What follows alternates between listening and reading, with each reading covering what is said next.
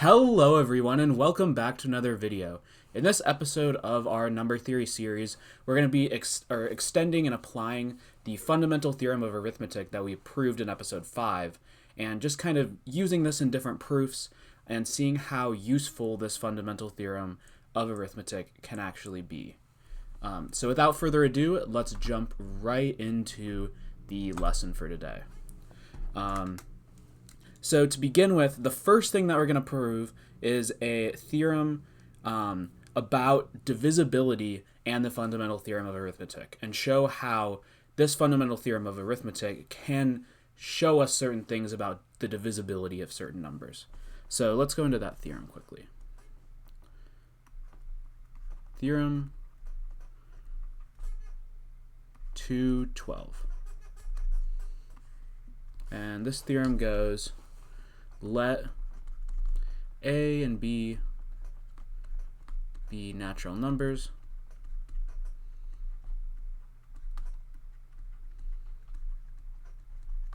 greater than 1,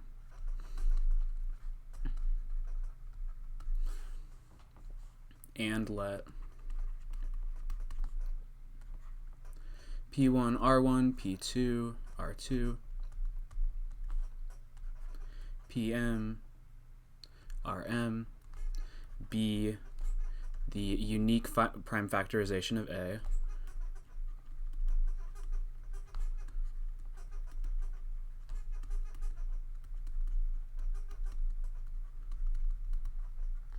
because remember what we proved last time with the fundamental theorem of arithmetic is that every single natural number greater than 1 has this prime factorization that exists and is unique. And let Q1, I think it's T1, Q2, TS, Q N, or QS,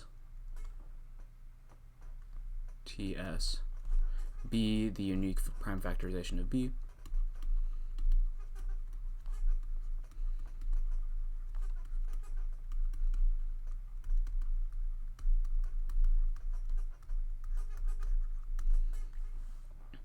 Then, so this is where we're getting into the statement here, then A divides B if and only if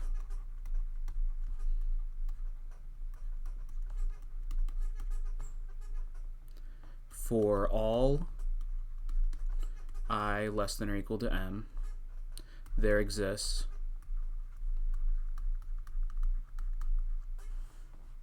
a J less than or equal to S such that Pi equals Qj and Ri is less than or equal to Tj.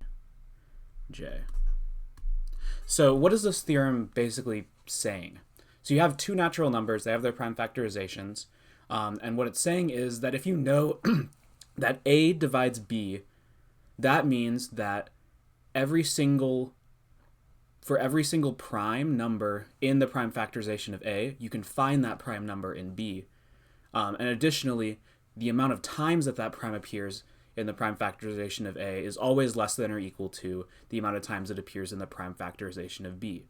Additionally, the inverse is true. So if you know that there's a number whose prime factorization, for every prime in their prime factorization, it's also included another number, and then that prime is included a smaller number of times than the other number, you know that it divides that other number. So hopefully that makes sense. If we want to just kind of look at an example of this, we're going to look at some examples later, but like just for example, if we know 4 divides 12, 4 equals 2 squared, and 12 is 2 squared times 3. We know that 4 divides 12 because all of its prime factors appear in 12.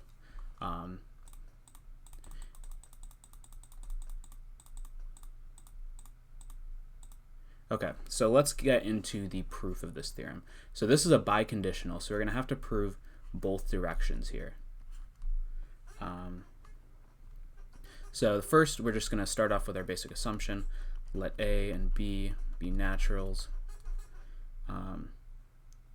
where P1 R1, P2 R2, dot dot dot, PM RM is the unique prime factorization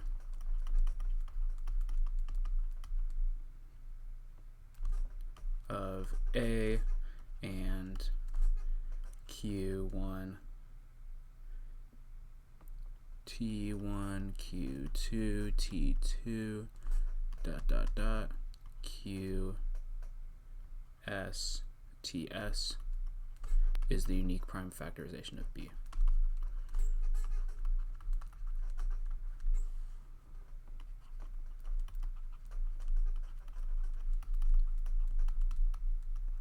So this is just setting up the terms in our proof. And next, we can actually jump into proving each direction. So for the first direction, what we want to show is that if we know that A divides B, then all of the prime factors of A must be included in the prime factors of B. And they must be included a smaller than or equal to the amount of times that they're included in the prime factorization of B. Let me actually give myself a little bit more space here.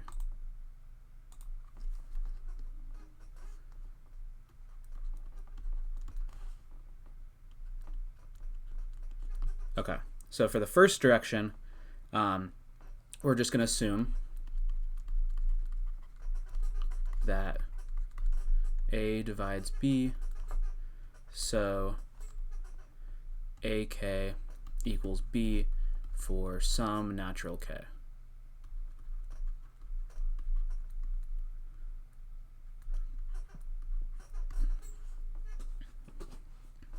And now, the way that we're going to prove this is we're going to suppose, for the sake of contradiction, that there's some pi in the prime factorization of A that's not included in the prime factorization of B, or if it is included, it's included more times in A than it's included in B.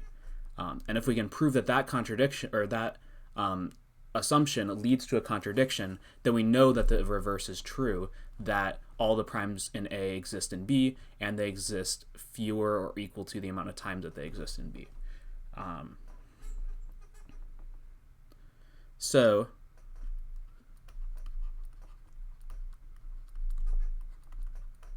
suppose, for the sake of contradiction,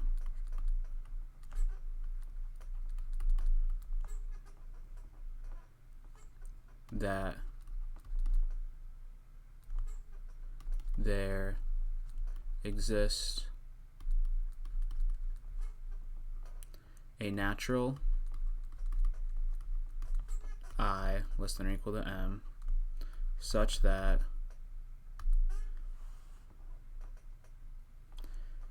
either Pi is not in Q1, is not one of the prime factors of B, or Ri is greater than Tj, where J is a natural such that Pi equals Qj. Okay, so now that we've written that contradiction, we have actually divided this into two cases. Basically, one where Pi is not in that set, and one where it is, but Ri is greater than Tj, which are the only two possibilities by this assumption for the sake of contradiction that we're making. So case one, suppose that I is a natural such that I is less than or equal to M, and Pi is not in this set.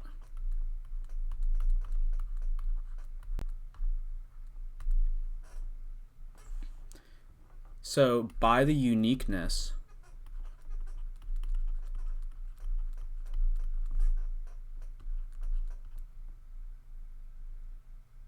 of the fundamental theorem of arithmetic, pi does not divide b.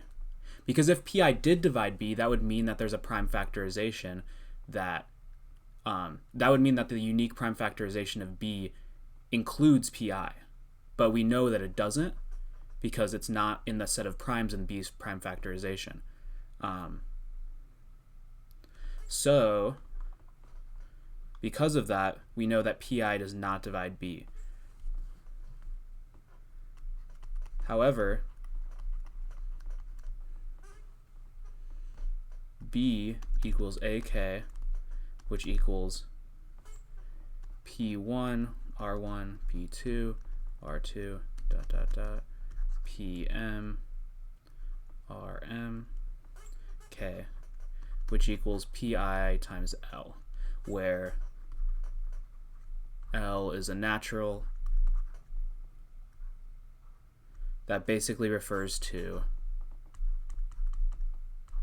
L is k p1 r1 dot dot dot pi ri minus 1. So it's basically this whole factorization thing listed out. The only difference is that this pi is factored out, basically. It's pulled out. So this ri is subtracted by 1. Okay. Hence, pi does divide b, so we have a contradiction.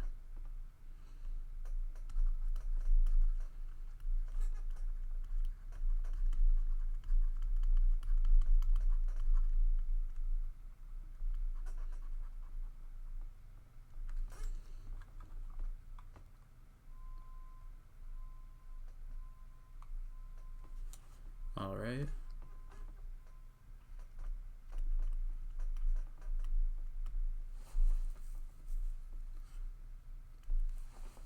So case 2, we suppose that ij is a natural, or R natural, such that I is less than or equal to m, rj is greater than tj, and pi equals qj. By the uniqueness of the fundamental theorem of arithmetic,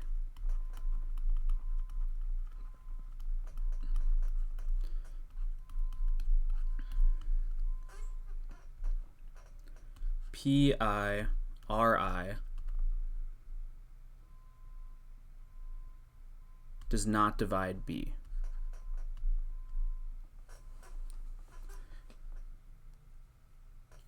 Because otherwise, if pi ri divided b, that would mean that pi to the power of ri is part of the prime factorization of b, but we know that it's not because ri is less than tj, so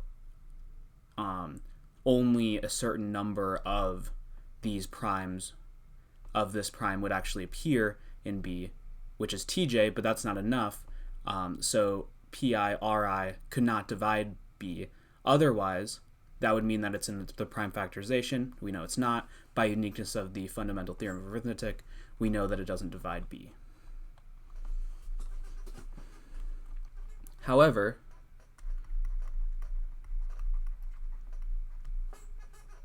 b equals ak, which equals p1 r1 p2 r2 continued on pm rm times k, which equals pi ri, where L is this natural, where this ri is basically factored out.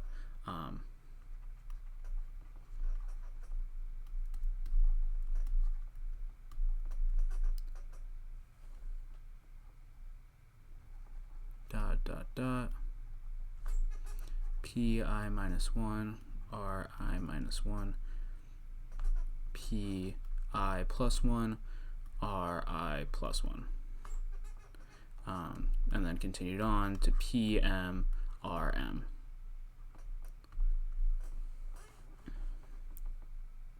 Hence,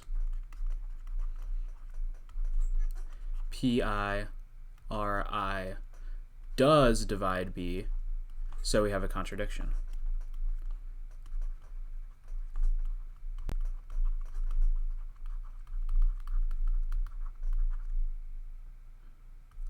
We have a contradiction.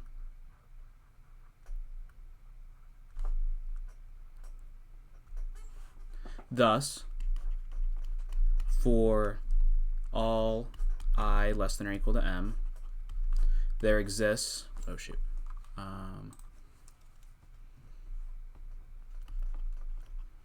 exists a j less than or equal to s such that Pi equals Qj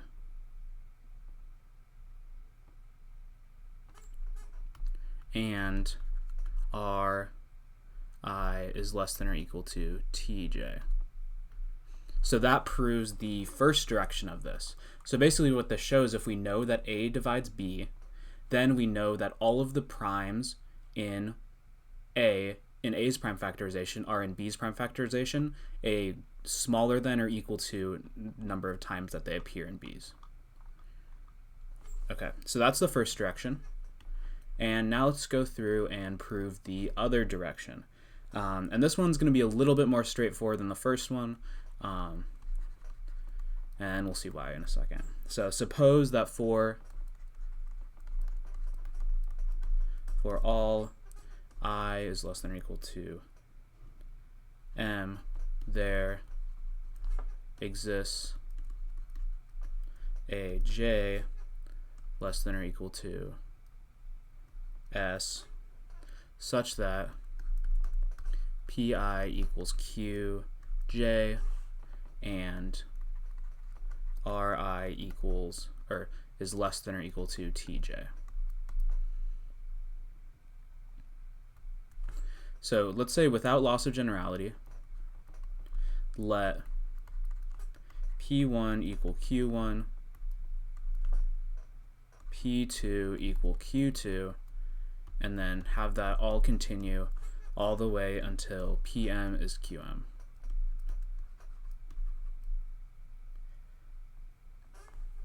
And the reason that we can do this is because we know that there's a Q that corresponds to each of these P's that are involved all the way up until M. It's possible that there's more primes in B, but it's not possible that there's less, because all of these primes have to correspond to something within each other.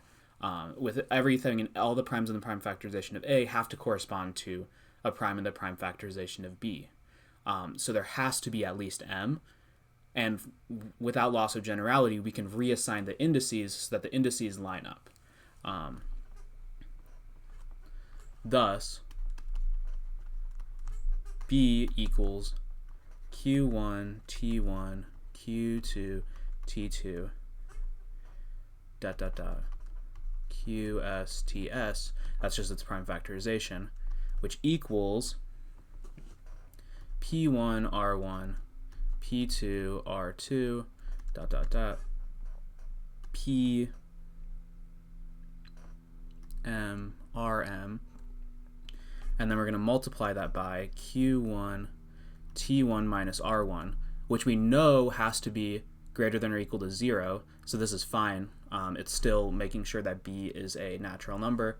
And the reason that we can do this is only because Tj is greater than or equal to Ri. T2 minus R2 for 2. And then continue all the way to QM, TM minus RM. And then now for the first time, we don't actually have an R that corresponds. So now we're just doing Q to the M plus 1. And then continue all the way to the QS, TS. Okay. And basically what this means is that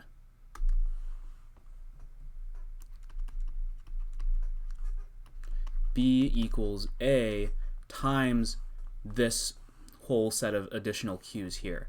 Q1 T1 minus R1, Q2 T2 minus R2, continue on, QM Tm minus Rm, Qm plus 1, Tm plus 1, dot dot dot, QSTS.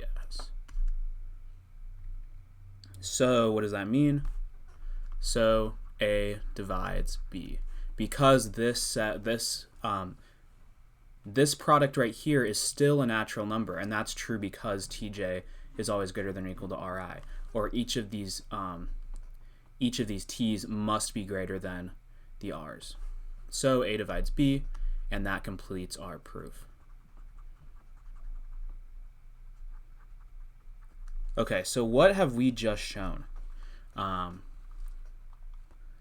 So what we just showed is basically this theorem gives us a direct connection between prime factorization and divisibility. It shows us that we can actually check divisibility using prime factorizations, and that divisibility implies something about prime factorizations. It shows that if all primes in the factorization of one number show up in the prime factorization of another number, then that first number must divide the second. And let's go through a few examples of this. For example, like we have the one from before. Let's close this off. So for example, we have like 4 divides 12. And this would imply that all of the prime factors of 4 are in the prime factorization of 12. And what do we see? Well, 12 equals 2 squared times 3. That does not look like a good 2. Sorry about the handwriting. 2 squared times 3. And 4 equals 2 squared. Well, this 2 squared appears right here. So we know that 4 divides 12. And then for another example, let's look at the case of, does 15 divide 32?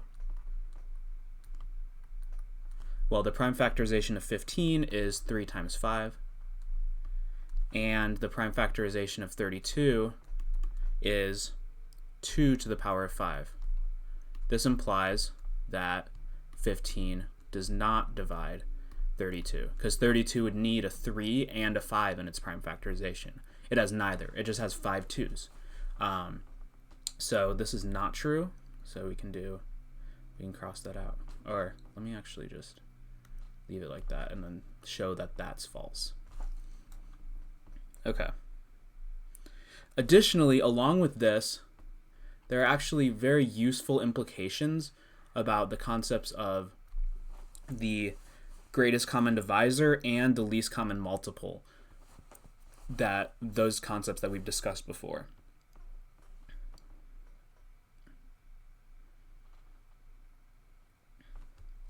So, if we suppose that A equals this product,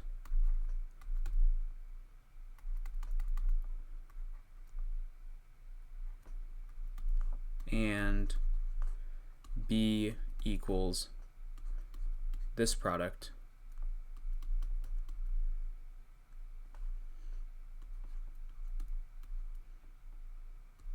and note that we can use the same set of primes if we allow for the possibility that these exponents could be equal to 0. Because if it doesn't appear in the prime factorization, then that just means that that particular SI could be equal to 0.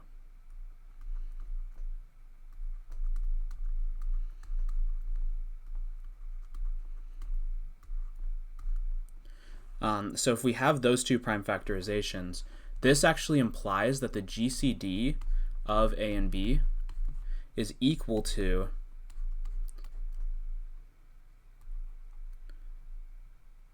it's okay. ki equals 1 pi times the minimum, or to the power of the minimum of ri and si. And this kind of directly follows from theorem 2.12. And I recommend you spend some time trying to think about this and understand why exactly that works. But basically, to understand why, GCD has to divide both a and b, so it can't have any more of any prime than either of them. So this has to be a minimum. However, specifically since we're using the prime factorization numbers, that ensures that this product takes the most of each prime that it possibly can without going overboard and creating a number that doesn't divide either one. So it goes through each of the primes, takes the maximum that it can, which is actually the minimum of the two. Because if you have more, say Si is more than Ri, and you choose Si, well, then this new number wouldn't divide A, because this Ri would have to be less than or would have to be greater than or equal to whatever this divisor is. So it has to be a minimum of these two, but the fact that you're choosing the minimum of these two numbers in particular makes sure that this is the largest possible common divisor. And I recommend thinking through that a little bit, trying some examples of your own, just to really think through why exactly that is. Similarly, the least common multiple of a and b equals ki equals 1 pi max of ri si. And what this maximum does is it ensures that this new exponent is greater than both ri and si, and just the fact that it's using these two numbers ensures that it's the lowest that it could possibly be and still be the common multiple of both a and b. So very similar reasoning, but slightly different. And it actually connects closely with theorem 1.75, which was, recall,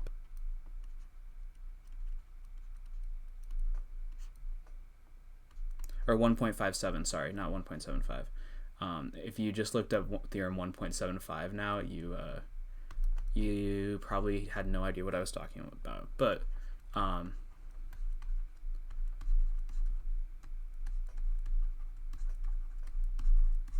that theorem basically states that the greatest common divisor times the least common multiple equals a times b.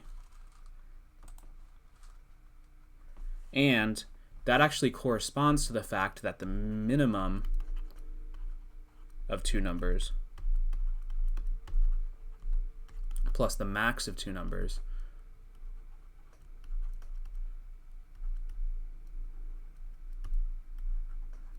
equals Ri plus Si.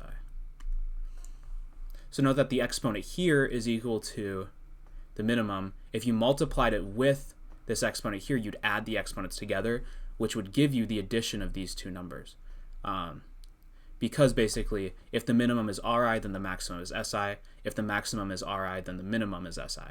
And that actually corresponds to how the multiplication would work in these situations with the exponents going together. You would add min and max and come to Ri plus Si, which would ultimately give you a times b. So there's a very close connection between those two, between these concepts here and theorem 1.57 from before. So this is just one example where prime factorizations and the fundamental theorem of arithmetic can add some clarity and simplicity. Like, it makes this type of proof a lot easier to do when we have the concept of prime factorizations and when we have the fundamental theorem of arithmetic. So that's an example of one application that we can use, and a very useful theorem and connection between the fundamental theorem of arithmetic and divisibility. But let's continue on and see a few more useful examples of where the fundamental theorem of arithmetic comes in handy.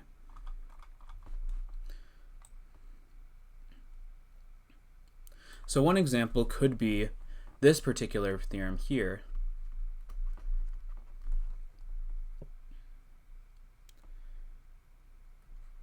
that is made significantly simpler through the fundamental theorem of arithmetic.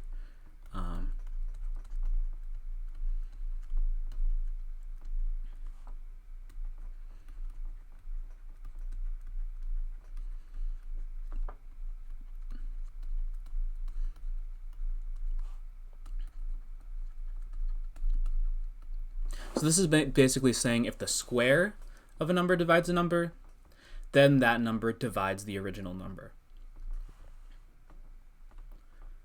So for our proof, let a and b be natural numbers where a squared divides b squared. Now using our fundamental theorem notation, by the fundamental theorem of arithmetic, let a equal product m, I equals 1. And this notation, by the way, if you're not familiar with it, I think we discussed it in another video. This is just saying you're taking the product of all of these numbers. So like product of I equals 1, if we just did I all the way to n, all it would do is 1 times 2 times 3 times all the way to n. So that's kind of how that notation works. You just plug in that 1 for I all the way up until it reaches n, basically. And you take that product.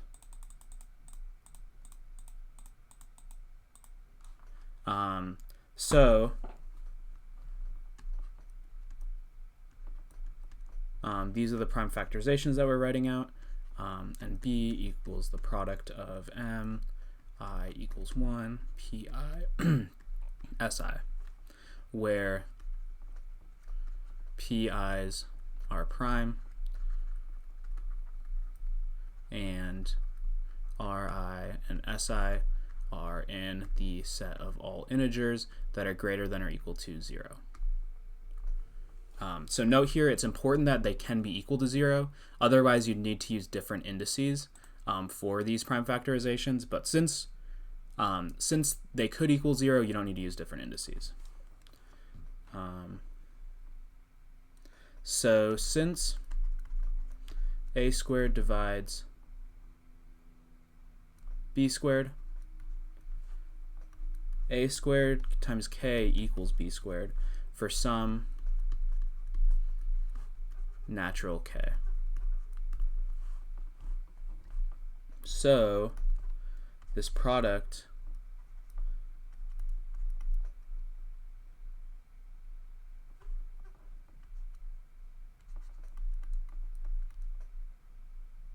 so this is equal to a squared times k equals this product here,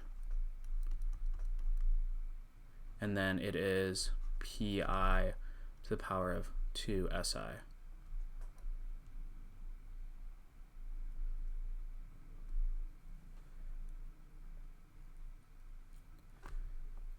And since a does not equal 0, k equals this product here.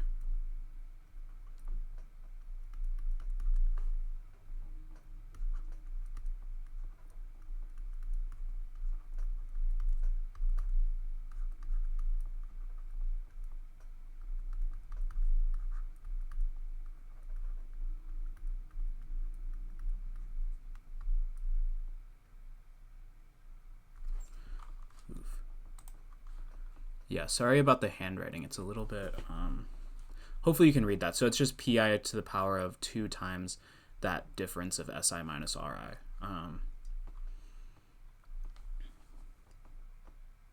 Now, since k is a natural number, because ri is greater than or equal to si, or since k is a natural number, that means that si is greater than ri.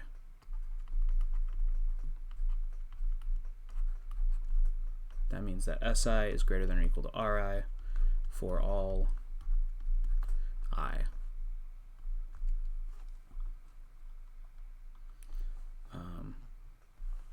So then what we're going to do, actually we'll for all I in this set, We're going to use this phrase all I quite a bit in different proofs in this video, but for this, at least for this first one, I'll define like I is just referring to all of the things that we're taking the product over.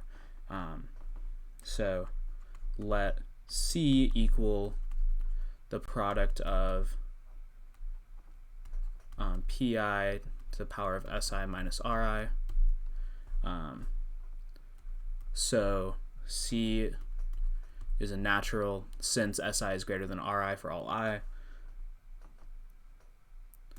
So what we know here, AC equals the product mi equals 1 pi ri times the product I equals 1 times pi si minus ri, and that ultimately equals the product, since you add these exponents together, pi to the power of si, which ultimately equals b. So a times c equals b, hence a divides b. So that's one example of a proof that's actually made a lot more straightforward just by the fact that we can break out these prime factorizations and then identify this si minus ri times 2 prime factorization as the thing that we're multiplying a by, and then we can define c from there, ultimately show that a times c equals b, and that shows that a divides b.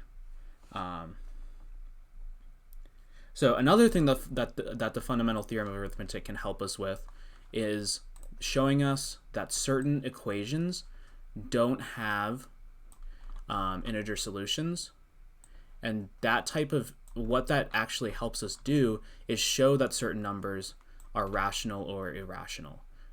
So we're going to go over a proof like that. And the proof that we're going to look at is theorem 2.19.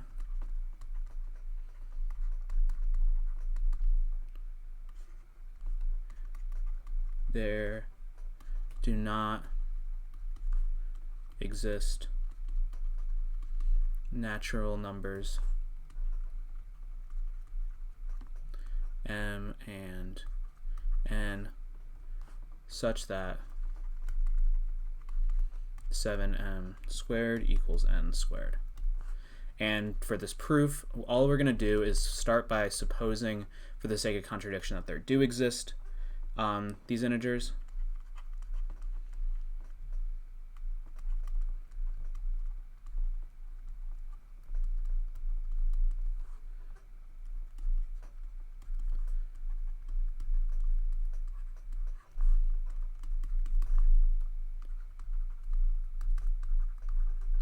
Okay, so we're assuming that there do exist natural numbers such that 7m squared equals n squared. And then by the fundamental theorem of arithmetic, m equals k, this product,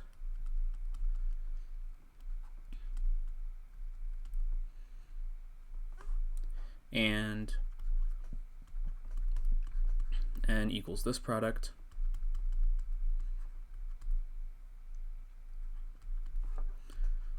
where pi's are prime and bi, ai, where ai, bi are all contained in the set of integers that are greater than or equal to 0. Hence, what this means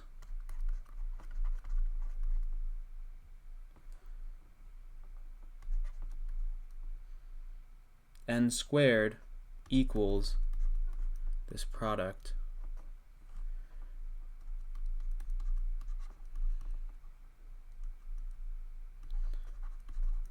but also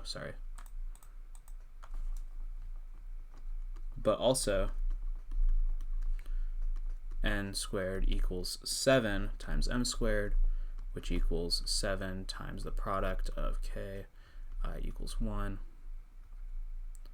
pi ai, or pi 2 ai. Wait, what am I doing? Okay, sorry. Let me, I need to restate this. Okay, sorry. N squared equals k to the power of 2bi, or equals the sum of primes to the power of 2bi, but it also equals 7 times a, or m squared, which is the product of all these primes to the power of 2ai. Now, since 7 is prime, and 7 divides n squared, pj equals 7 for some j in this set.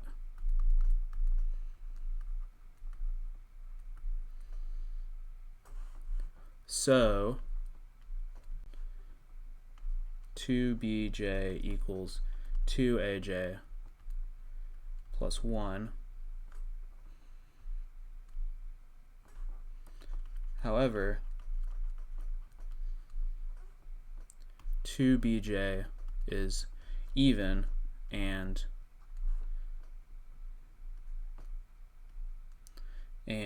2aj plus 1 is odd, so 2bj does not equal 2aj plus 1. Thus, we have a contradiction.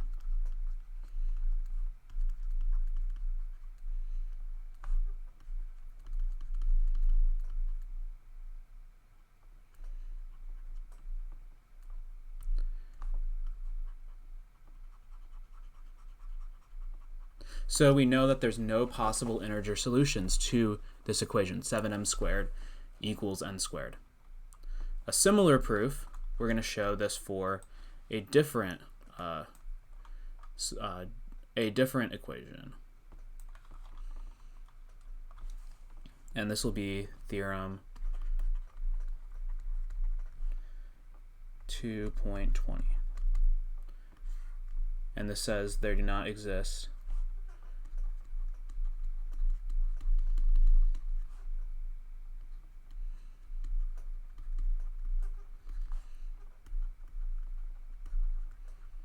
natural numbers m and n such that 24m cubed equals n cubed. Proof. Suppose for the sake of contradiction, so we're going to do a very, very, very similar looking proof.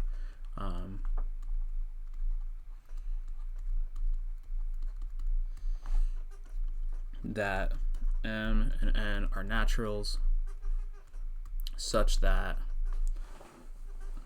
24m cubed equals n cubed. By the Fundamental Theorem of Arithmetic, m equals this product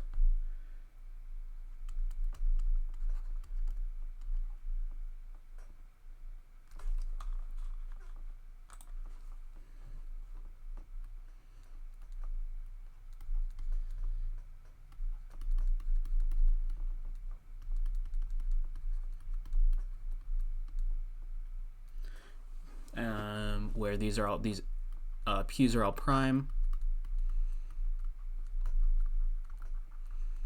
and these ai's and bi's are all in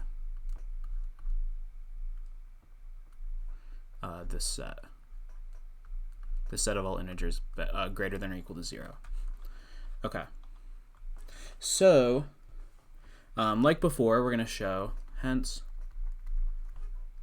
n cubed equals the product ki equals 1 pi bi, but also n cubed equals 24, m cubed, which equals 24, or I think I write this out as its prime factorization, which is 2 cubed times 3 times the product of these pi's all to the power of 3ai.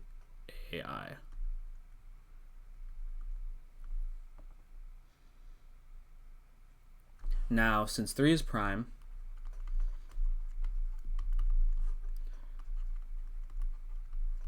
and 3 divides n cubed, pj equals 3 for some j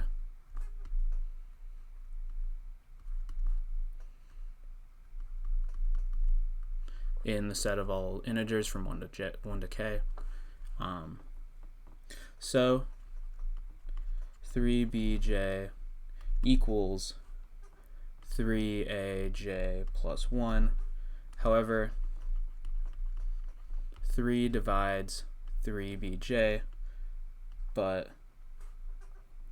and 3 does not divide 3aj plus 1. So 3bj does not equal 3aj plus 1. Hence, we have a contradiction.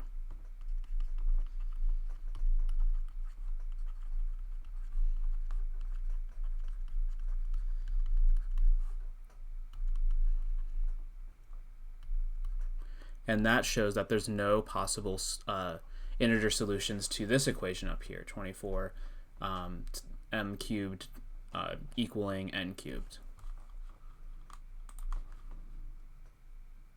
Now, what does this tell us? So, if you remember from before, a rational number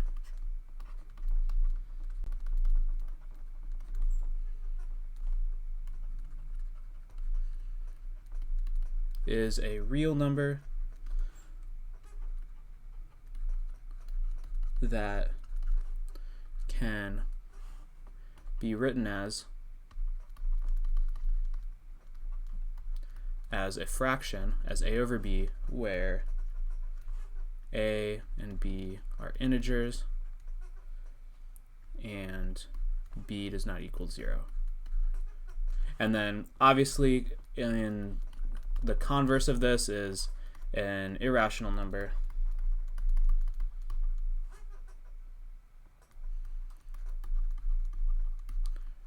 is a real number that is not rational.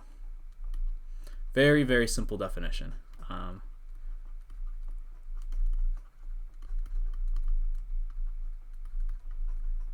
Who could have guessed? A irrational number is a number that's not rational. But it's basically a number that cannot be written as a fraction with integer numerator and denominator.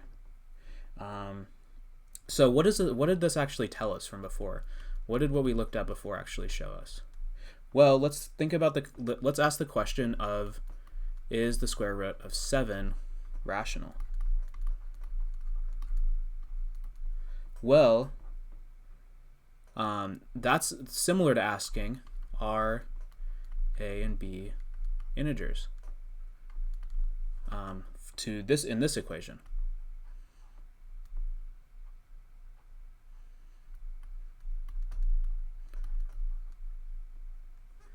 If so, what does that imply? Well, that implies that 7b squared equals a squared. And as we showed before,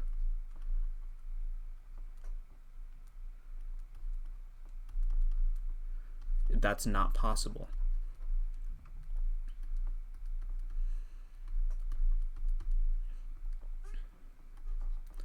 So this is not the case.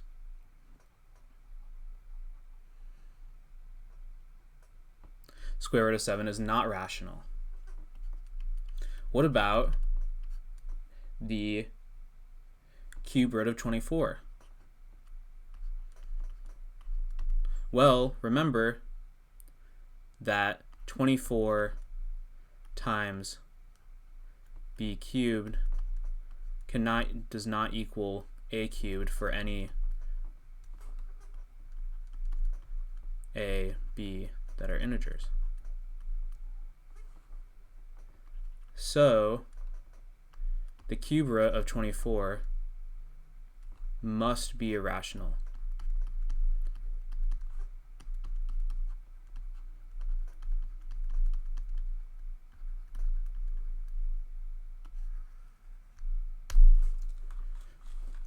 By that theorem that we just proved. And you can do this for all sorts of different numbers. And I actually recommend that you do practice that to see, to just get a better feel for how we use the fundamental theorem of arithmetic here. Go try it for, famously, like the square root of 2, which we know is irrational. You can use the fundamental theorem of arithmetic in a very similar sort of way to do that proof as well. But yeah, so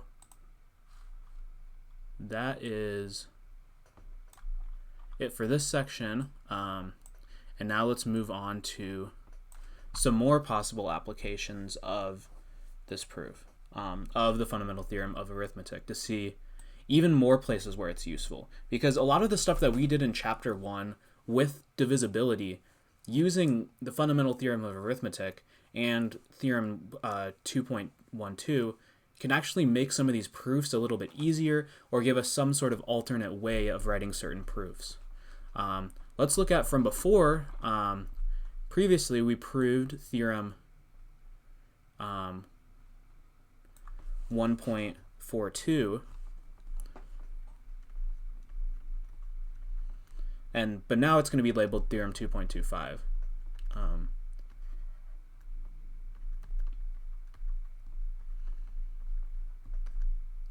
Previously, we proved this theorem using divisibility principles from the first chapter. However, we can also prove this with the fundamental theorem of arithmetic.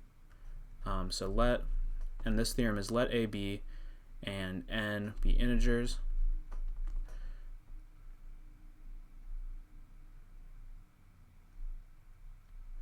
If a divides n, b divides n, and a, b equals 1, then ab divides n.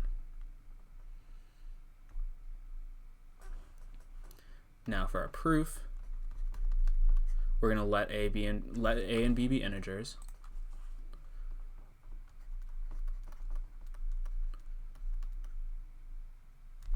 Or a, b, and n all be integers.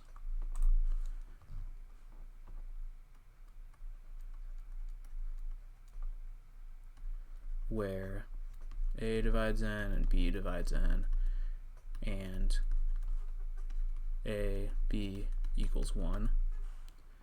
By the fundamental theorem of arithmetic, a equals p1, p2, pm, and b equals q1, q2, qn. Note that these can repeat. There's a lot of different ways of writing out a prime factorization. The only thing you ultimately need to do is write out different primes. Now, in previous examples, we chose distinct primes, and we allowed the exponents to be 0. Sometimes we only allow them to be 1 or greater. For different proofs, you can use different ways of writing prime factorizations, but ultimately what you need to do is write out a product of primes. These are both products of primes. You need to be careful to make sure your indices make sense. Like here, we need to make sure that m and n are different, because otherwise it would imply that there's the same number of primes there, but that's not necessarily the case because we don't allow for taking them to the power of 0 to make them into 1. But here, A is just this unique product of primes, B is an additional unique product of primes. So this works for the fundamental theorem of arithmetic.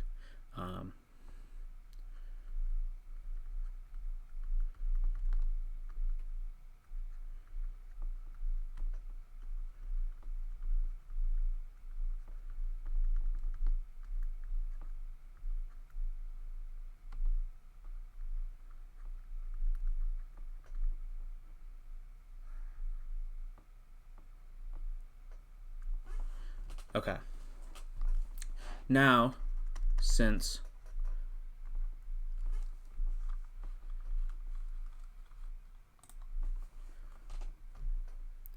a b equals 1, pi does not equal qj for all ij natural and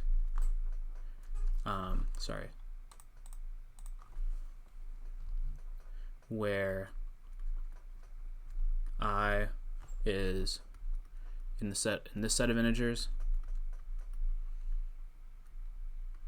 and j is in this set of integers.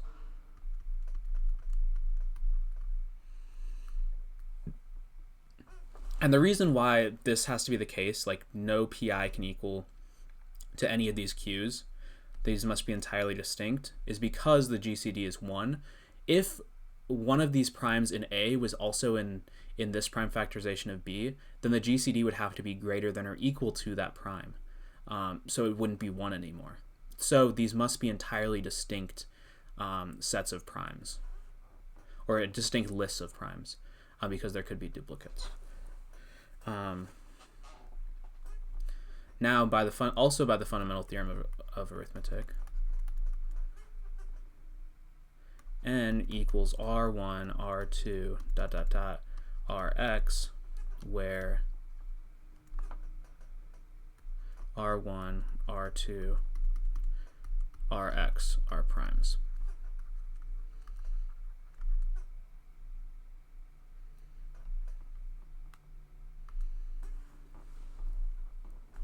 By theorem 2.12, for all I less than or equal to m, there exists a j less than or equal to x such that pi equals rj. And this is just theorem 2.12. It means that this is because a divides n. Additionally, we know b divides n.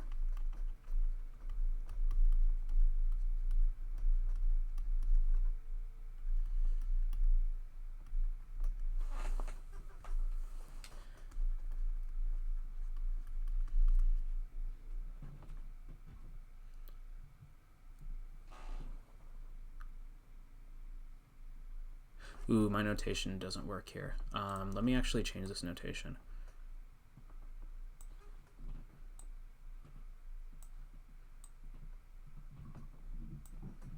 See, this is why you need to be careful on notation, because I already defined n, so now I need to make sure to choose a different number. I just caught that now. Let me just do t.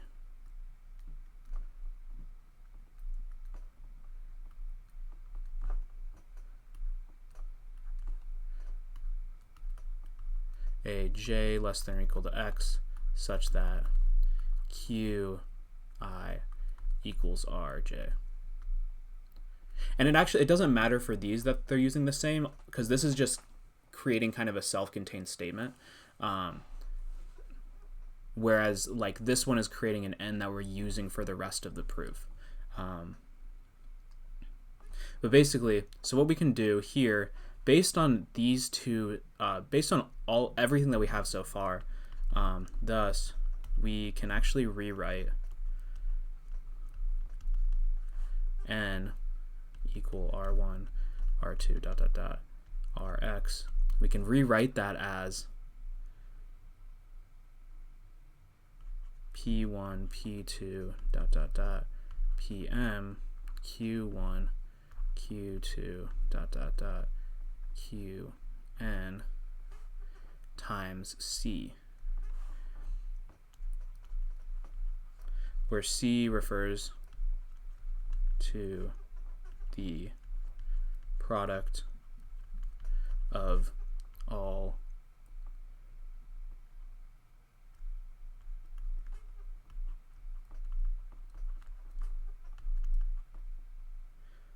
primes in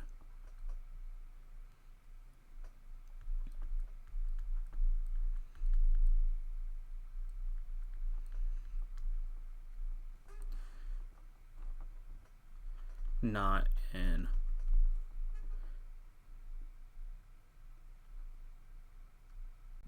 Ooh, I need to be careful here. Not listed in.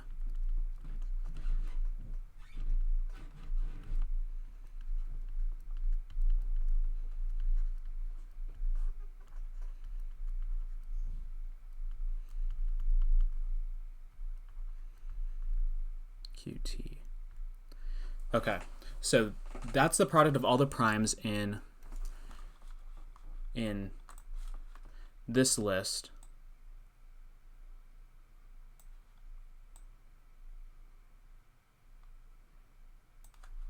That are not listed in this list. Now, another thing that's important to point out here is that Theorem 2.12 not only says that for all of that there exists this, it also says that the number of times that a prime I, if it's duplicated, appears, must also exist at least that number of times in RJ. So even if there are duplicate primes, that duplicate prime would also have a duplicate in the prime factorization of n. So what we can actually do here is rewrite this, pairing all of these primes up based on theorem 2.12, and then have this little remainder c left over. So basically all that we're trying to say here is that we can pair up each of those in this list with something in this list. And the reason that works is because these two lists, the prime factorization of A list and the prime factorization of B list, those two lists are entirely distinct, but all of those primes must be included somewhere in this list of all primes in the prime factorization of n. And that's true by theorem 2.12.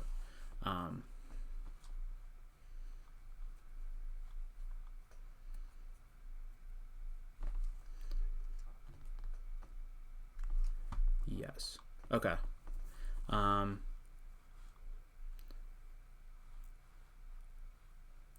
to think if I can clarify that a little bit more in this proof.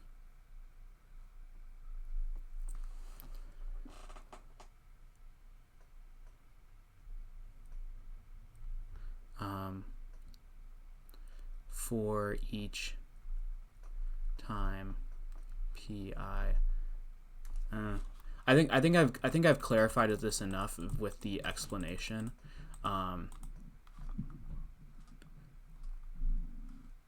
Yeah.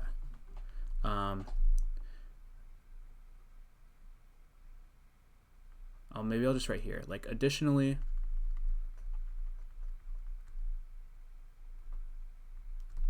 non-unique primes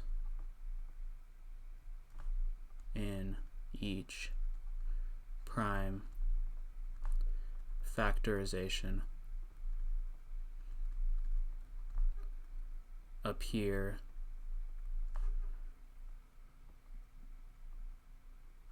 at least as many times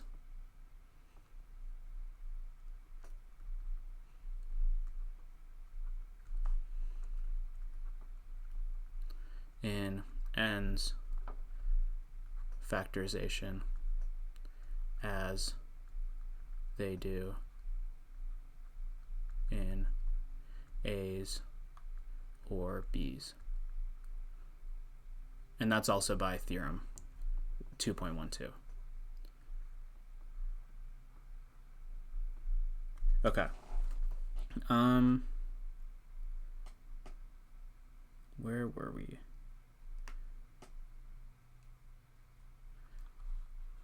Not listed in that.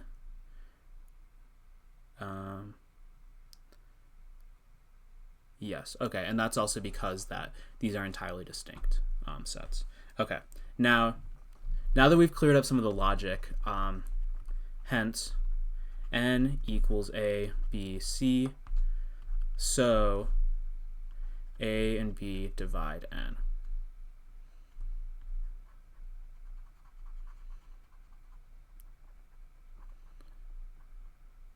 So this actually provides us an alternate way of proving one of these theorems from before using our what we've learned about divisibility from, or what we've learned about the fundamental theorem of arithmetic, prime factorizations, and divisibility from this chapter. It gives us this alternate way of proving something we've proved before about divisibility, but instead using prime factorizations.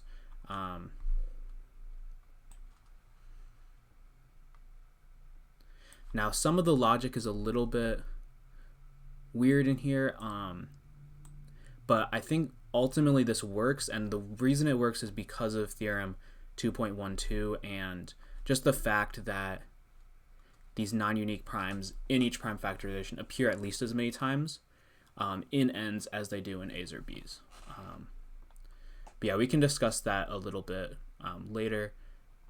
If anyone has any questions about that in the comments, because I realized that the logic isn't as clear as I would have liked it to be in that proof initially. But yeah, that's one thing too that you can learn a lot from when doing proofs, is looking at other people's proofs, seeing places where the logic could be a little bit tighter. Now I think it ultimately works, but yeah, the logic could have been a little bit tighter there, I think. But let's move on to the next example, and this example is theorem 2.26, and this one's very quick. So this one is let P be a prime and let A and B be integers. Then P does not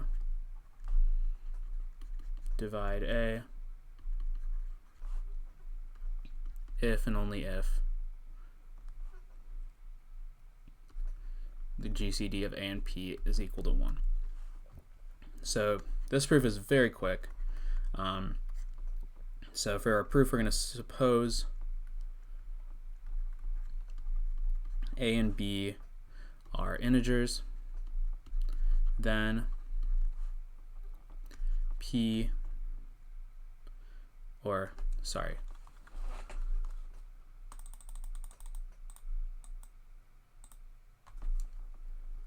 and P is prime. Now for the first direction, we're going to suppose we're going to do a contrapositive here.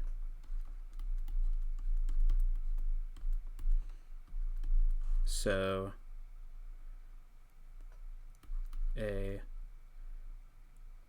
P equals P, and the reason that makes sense is because P and 1 are the only naturals that divide P. So if the GCD of A and P isn't 1, it has to be P. Hence, P divides A. It's very simply just by what a GCD actually is. Now suppose A and P equal 1, GCD of A and P are 1, then P divides A, or sorry, P cannot divide A because otherwise A and P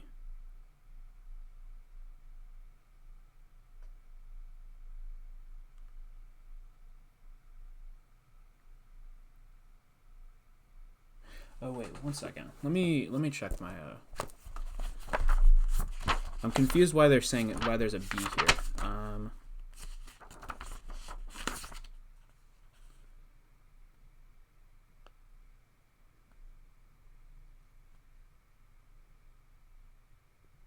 Oh yeah, there's no B involved here. Okay. I was like, what is happening? Why is there a B here? I was worried I miswrote the theorem for a second. Okay. Let A be an integer, then P does not divide A if and only if AP, GCD of A and P is 1. Then otherwise, because otherwise, the GCD of A and P would not be 1. The GCD of A and P would need to equal P in that case. But yeah, that's that proof. That's a very simple proof. Not super deeply involving fundamental theorem, but it still involves like a prime number. So this type of thing is useful for understanding the divisibility of primes and natural numbers. What we learned here is that P just doesn't divide A if and only if the GCD of A and P is 1.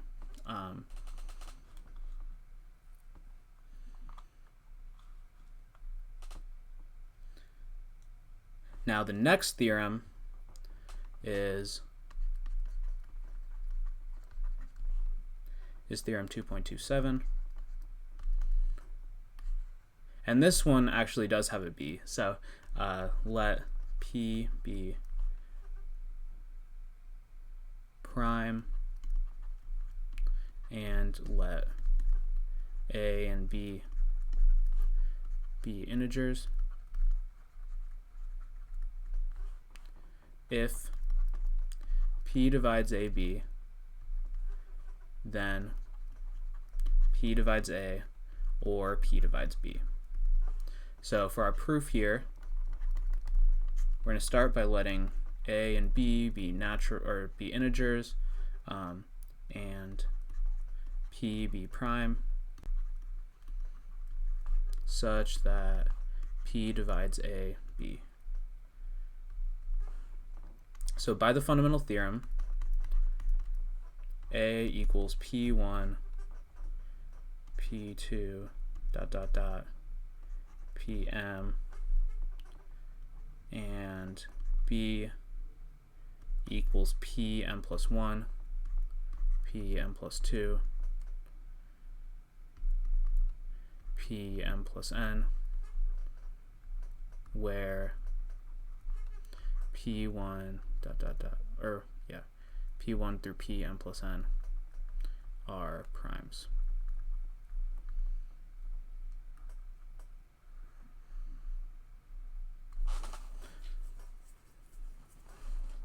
Thus, AB equals P1, P2, Pm plus n. Now, by lemma 2.8, which we learned from before, since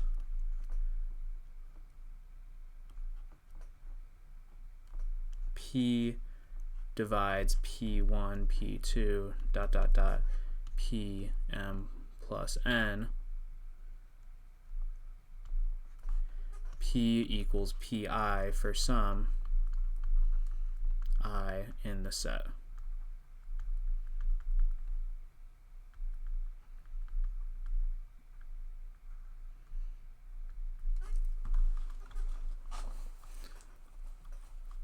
Note that once again here, this list of primes is not necessarily distinct. There could be primes in both A and B here, but what we know here is that P has to still be equal to one of those primes. That's in one of those lists, because it's equal to one of the primes in this longer list that is equal to A times B. Thus, I is less than or equal to M, or I is greater than M. Case 1, let I be greater than or equal to M, or less than or equal to M, so P divides A. Case 2, very simple, let I be greater than M, so M plus 1 is less than or equal to I, less than or equal to M plus N. Thus, P divides B. So note that in each of these cases we found that either P divided A or P divided B, Therefore, that shows that the theorem is true, because P must divide A or B.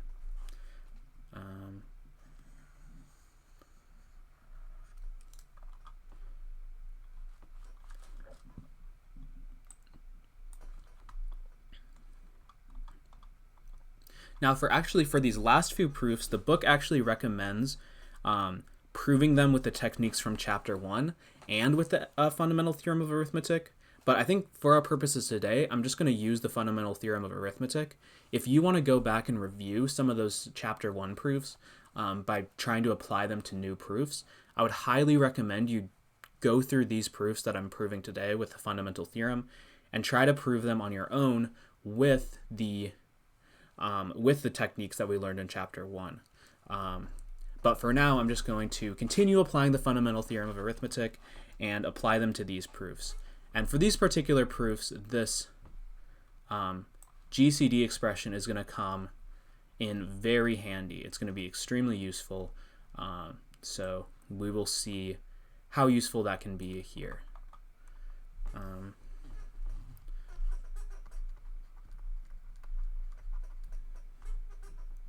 So we're going to start with theorem 2.28. Let A, B, and C all be integers. If B, C equals 1, then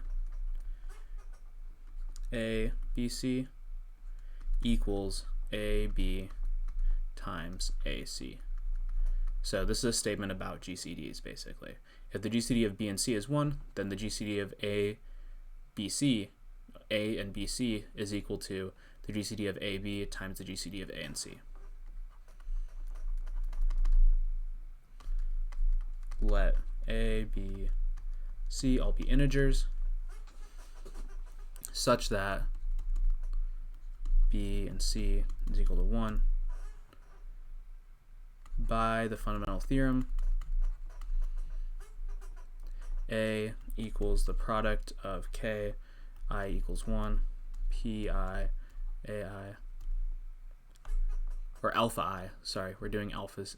For these next couple proofs, I'm going to be using like Greek notation for some of these. B equals the product of K, because we just need a lot of different notations, as you're going to see in some of these. And I think it's easier to keep track of this way. And then C is this product.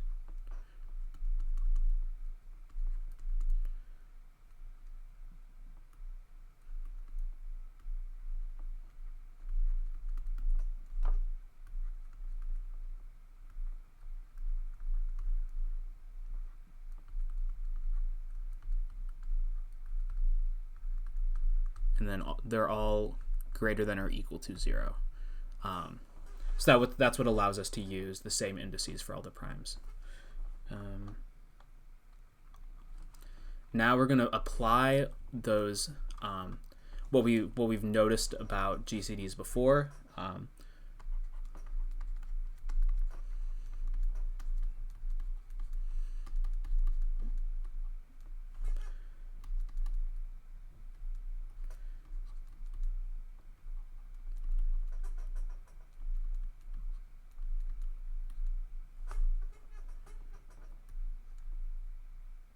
And then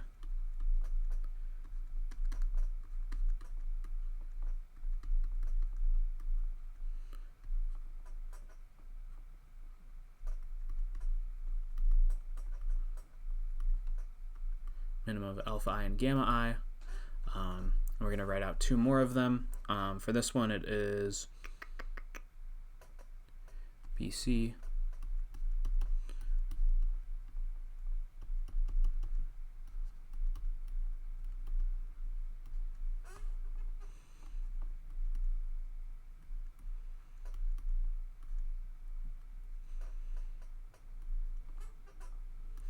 and then last of all, A, B, C is equal to K, I equals 1, Pi is the minimum of alpha and beta I plus gamma I.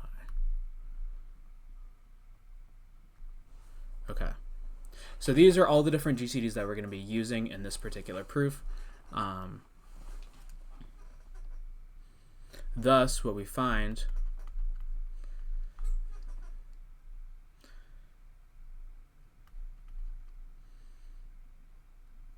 AB times AC is equal to the product of the sum of these two minimums, or the powers are going to be the sums of those two minimums.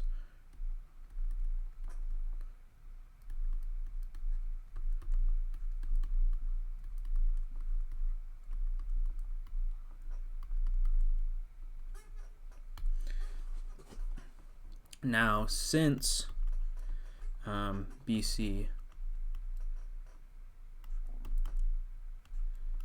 then the minimum of beta I and gamma I equals 0 for all I.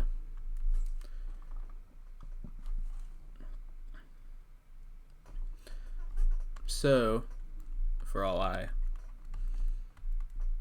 beta I equals 0 or gamma I equals 0, and beta I plus gamma I equals beta I, or beta I plus gamma I equals gamma I.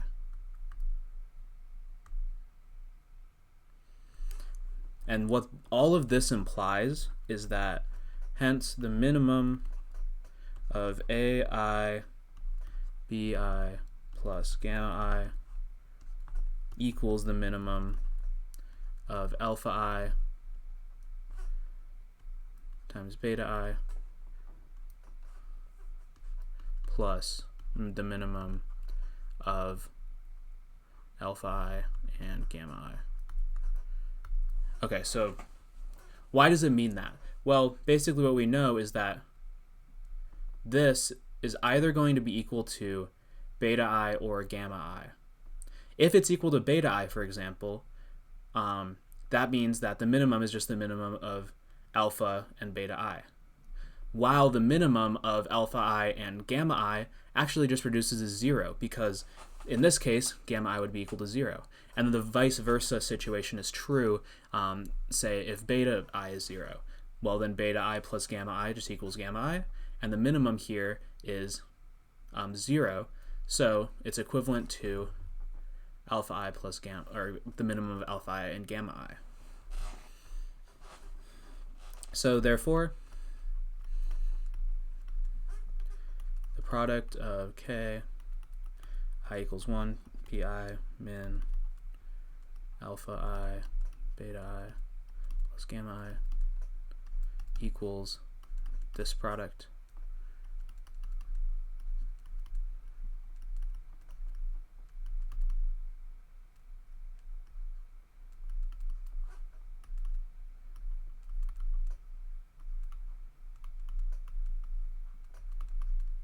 and if we scroll up, what we see is that the product of AB and AC, or these GCDs, is the same as this GCD of A and BC.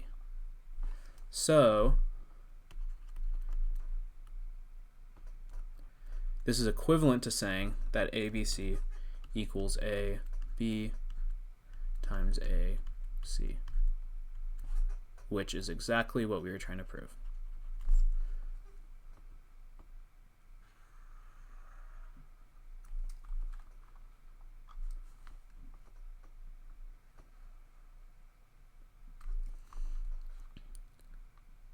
Okay, now we're going to get into the last couple of theorems, and like usual, I always feel like I need to make my piece of paper bigger.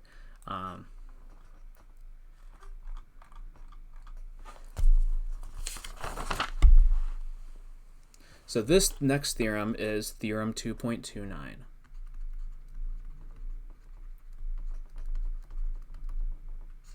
In this theorem, we're going to start by letting A, B, and C be integers.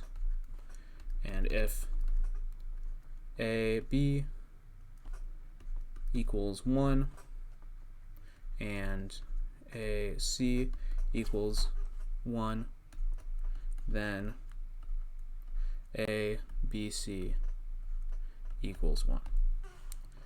Okay, so let's go into our proof. So our proof is just let A, B, C be integers such that A, B, the GCD of A and B is 1, and the GCD of A and C is 1. By the fundamental theorem,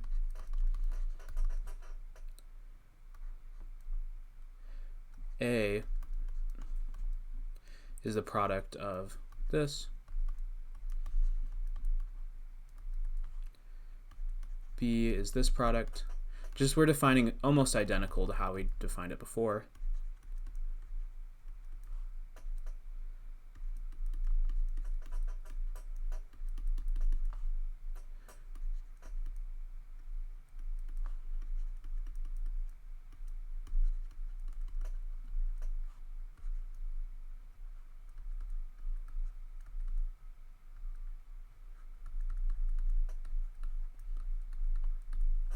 Okay,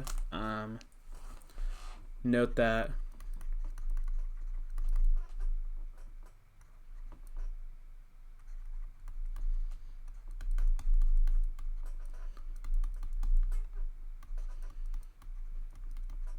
and then we're just writing out these GCDs from before.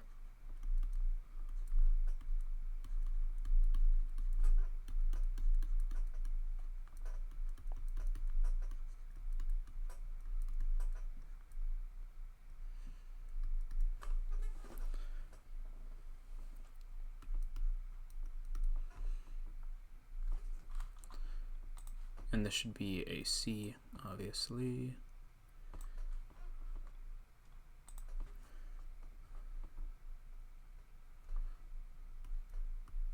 And then A, B, C equals this product.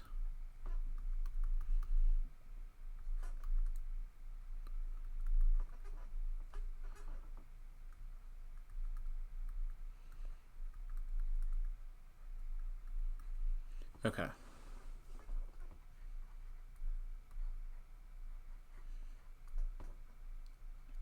Sometimes this pen doesn't even keep up with my writing, which is so funny.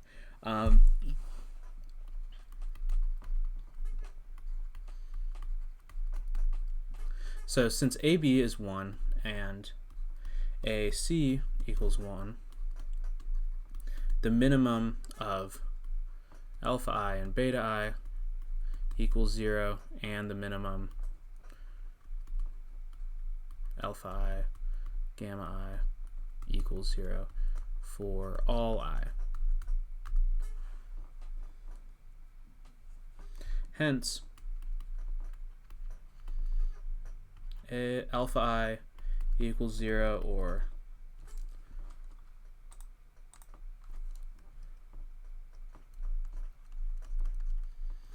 both beta I equals 0 and gamma I equals 0 for all I.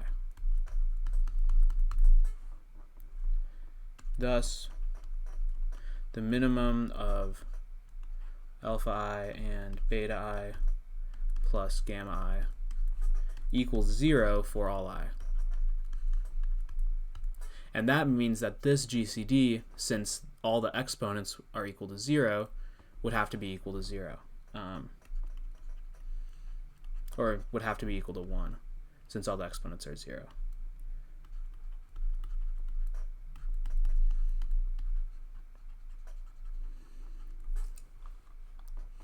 Okay, so that is it for that proof.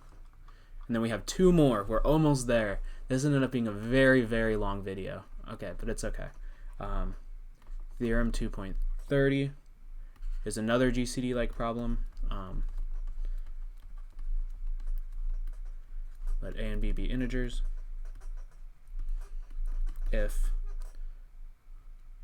the GCD of A and B is D, then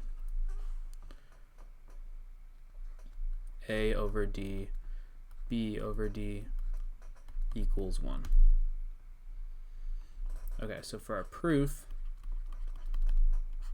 let A, B, and D all be integers such that a GCD of A and B equals D by the fundamental theorem.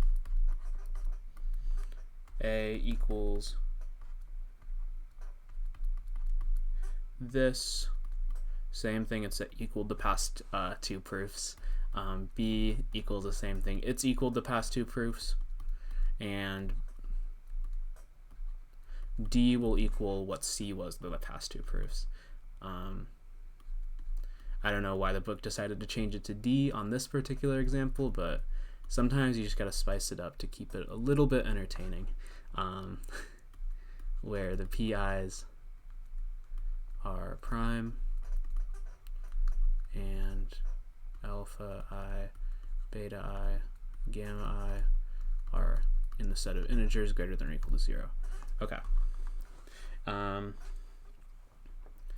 Now, since D equals the GCD of A and B, gamma I has to equal the minimum of alpha I and beta I for all I. Okay. So what do we know here? So A over D equals the product of K I minus equal to 1, Pi alpha I minus gamma I, and that also has to equal Ki equals 1, Pi alpha I minus minimum of alpha I and beta I. And B over D equals the product of all these primes again, and it's not going to be alpha I, it's beta I this time.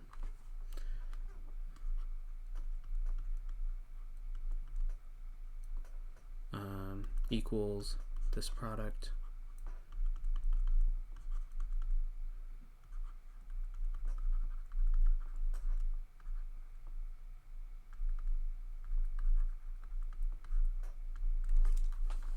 Okay, so now we have these two prime factorizations, and this implies that hence the GCD of A and D, B and D, is this product. And this is going to be a very long exponent, but I promise you it's going to make a little more sense because we're going to dig into this a little bit deeper in a few seconds.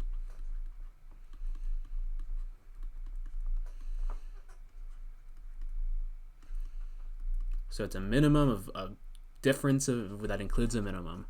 But ultimately this is going to reduce. Ultimately this will reduce down to 0. And let's see why.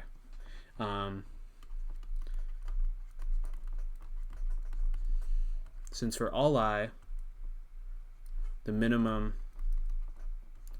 A I and B I, beta I equals alpha I, or the minimum of alpha I, beta I equals beta I,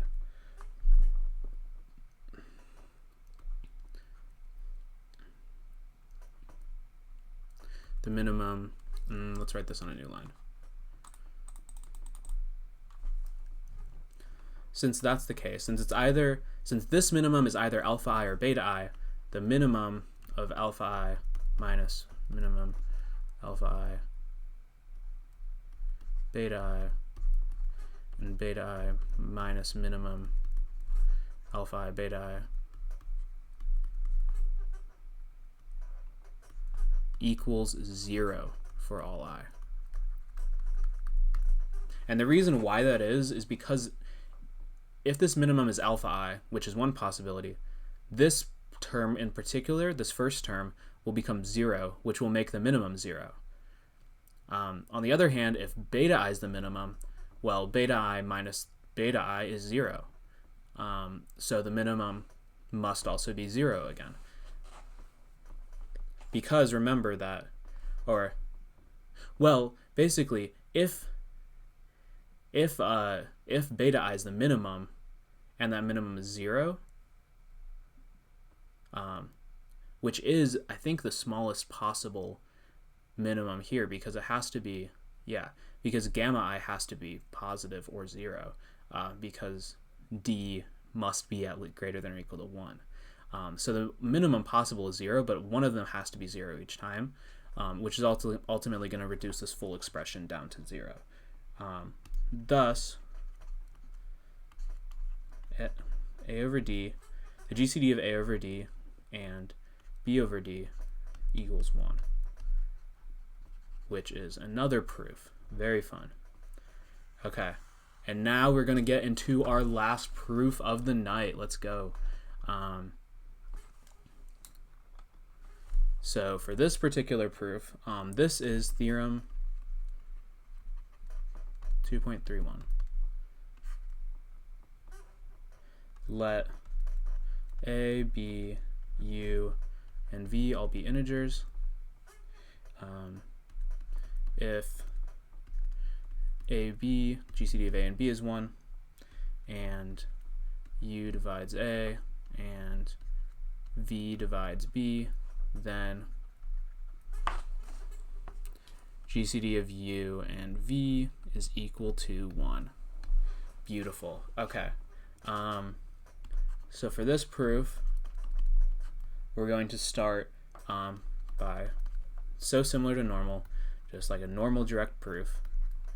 We're going to define all of these as integers, where this initial assumption is true. I don't know why the book decides to write multiple ands, but it is what it is.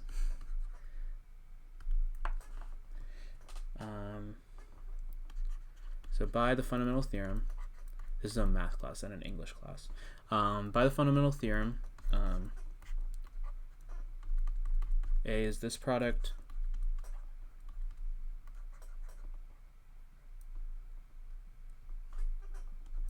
B is this product,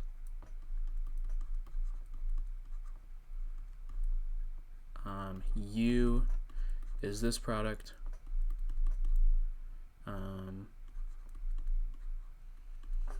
and then I have to pick a new Greek letter. What am I going to pick? And I am picking theta I. Let's go. Okay. Where the PI's are prime and alpha I, beta I, gamma I, and theta I are all integers greater than or equal to 0. Very fun. Okay. Note that GCD of A and B, and my pen did not listen to me there. Okay. Is this product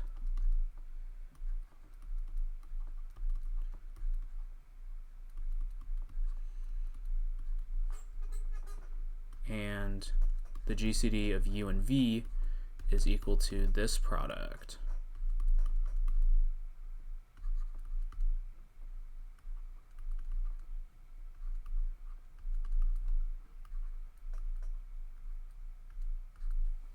Okay. Now since U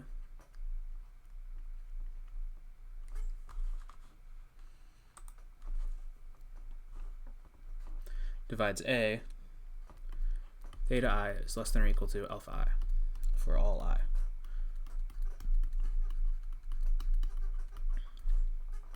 By theorem 2.12.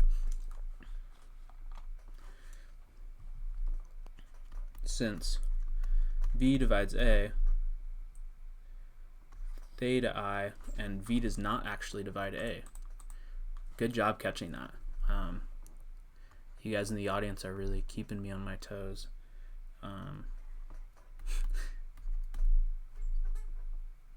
Okay. Since V divides B, actually, I am my own audience here. Theta I is less than or equal to beta I for all I. See, this was the type of thing that like during college, like if a professor was like on the board writing a proof, there'd be like a mistake, and then everyone would like look around like what's happening, and then finally some random person who was slightly more confident, it was usually like the same couple of people, would like shoot their hand up and be like, did you mean to write a B here? So I do not have an audience, so I have to be my own.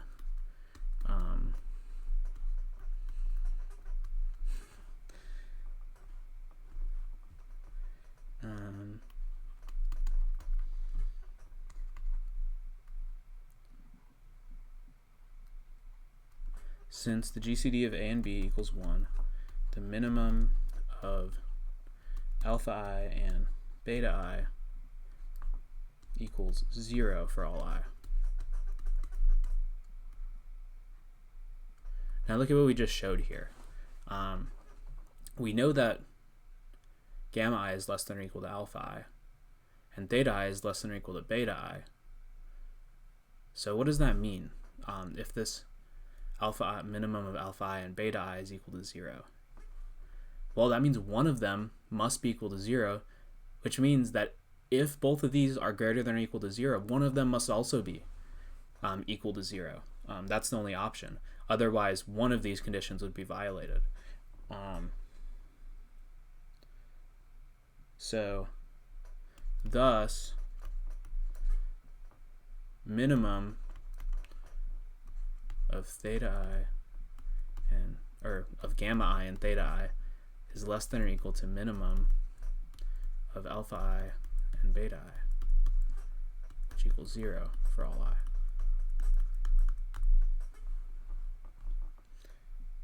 And what does this mean?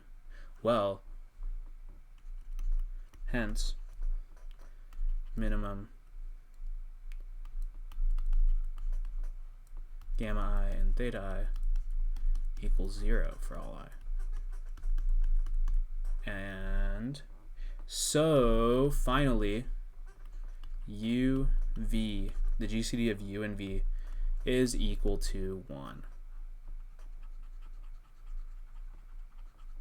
So these are the types of theorems that can be super useful in the future when we're making future proofs about different things. Knowing what, like, having all of these random implications that GCDs have, and different types of GCD relationships and divisibility and all that stuff can be super useful in future proofs. And what you'll tend to find is that a lot of these sorts of proofs you come back to over and over again, or you're just in the middle of like writing some proof and there's something you're trying to show and you realize like, oh, I feel like this is true. Maybe I should go look back, and you ended up finding this theorem that makes whatever your next proof is in the future almost feel trivial, almost feel easy. But yeah, so this is our applications of the fundamental theorem. We did 1, 2, 3, 4, 5, 6, 7, 8, 9, 10, 11 proofs today.